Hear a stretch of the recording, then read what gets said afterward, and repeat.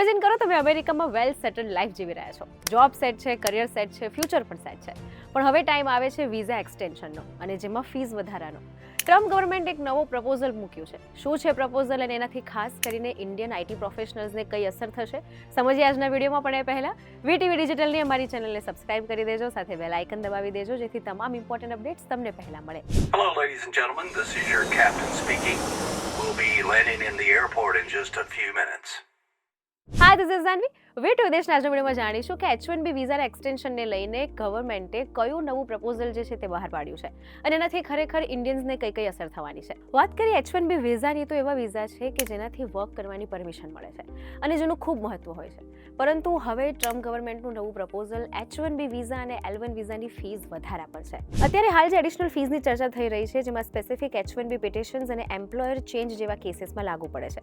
પરંતુ હવે જો આ પ્રપોઝલ આગળ વધે તો H1B એક્સટેન્શન અથવા રિન્યુઅલના કેસીસ પણ વધારે એક્સપેન્સિવ બની શકે છે. એટલે મોટી કંપની માટે જે વિદેશી એમ્પ્લોઈઝ છે તેમનો ખર્ચો જે છે તે કંપની માટે ઉઠાવવો વધારે ખર્ચાળ બની શકે છે. જેમાં ઇન્ડિયન પ્રોફેશનલ્સ માટે પણ મોટો સવાલ છે, કારણ કે યુએસએમાં મોટી સંખ્યામાં Indian IT professionals H1B visa પર કામ કરે છે અને હાલમાં H1B એક્સટેન્શનની એક્ઝિસ્ટિંગ પ્રોસેસમાં પણ કોઈ એવો કન્ફર્મ ચેન્જ લાગુ નથી થયો કે દરેક H1B હોલ્ડરે હજારો ડોલરની ફી આપવી જ પડશે. અહીં મહત્વની વાત એ છે કે જો ટ્રમ્પ ગવર્મેન્ટ આ પ્રપોઝલને પ્રોપર રૂલમાં કન્વર્ટ કરવા માંગે છે તો ઓફિશિયલ ઘણી બધી પ્રોસેસ છે જેમાંથી પસાર થવું પડશે.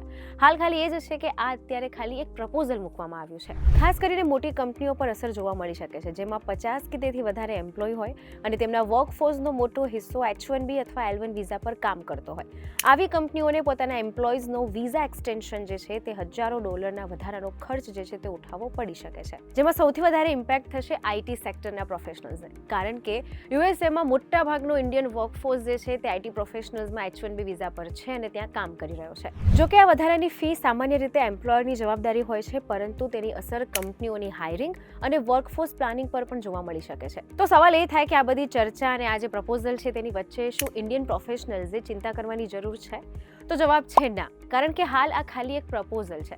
H1B વિઝા અને L1 વિઝાની ફીસ વધારાનો એક પ્રપોઝલ છે. હજી ઓન ગ્રાઉન્ડ જે છે તે રિયાલિટી પ્રોસેસમાં પસાર થઈને હજી અપ્રુવલ જે છે તે ગવર્મેન્ટ પાસેથી નથી મળ્યું અને આ માટે ઓફિશિયલ વેબસાઇટ પર જોવું ખૂબ જરૂરી છે. સોશિયલ મીડિયા કે કોઈ બીજી પોસ્ટના માધ્યમથી ખોટા સમાચાર ફેલાવવા અને એમાં પોતાની ઇન કરી દેવું એના કરતાં પ્રોપર ઓફિશિયલ વેબસાઇટ પરથી આ બધી જ માહિતી લેવી ખૂબ જરૂરી છે. એટલે ઇન શોર્ટ ખાલી ટ્રમ્પ ગવર્મેન્ટે આ પ્રપોઝલ મૂક્યું છે, હજી આ પ્રપોઝલને ફાઇનલ અપ્રુવલ નથી મળ્યું કે પછી એનો રૂલ જે છે તે હજી અમલમાં નથી આવ્યો.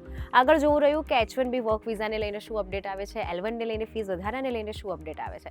આવી જ ઇમિગ્રેશન અપડેટ માટે વીટીવી ડિજિટલ સાથે જોડાયેલા રહો.